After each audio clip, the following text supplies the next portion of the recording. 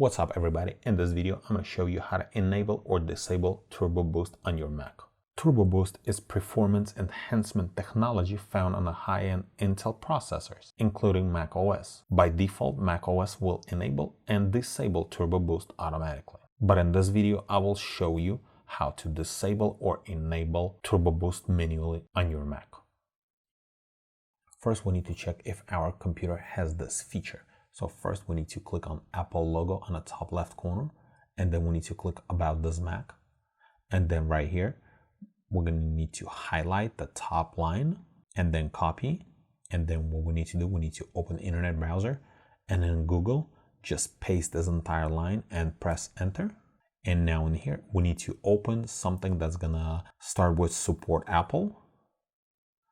And in here, you're going to be able to see your processor and it says Turbo Boost.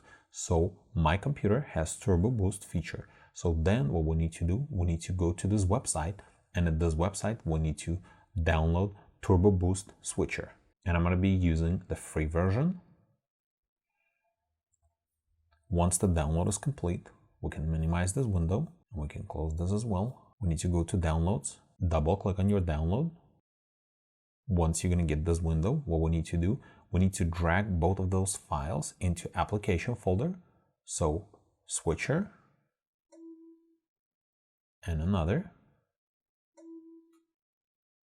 Once we do that, we can close this window, and then we need to click on go, and then we need to open applications. And in applications, we need to double click on Turbo Boost Switcher. And in here, we need to click on open. And that's it. Our Turbo Boost is open. For example, if you're going to run into some kind of problem while installing, what we need to do, we need to click on Apple logo and then System Preferences and then Security and Privacy.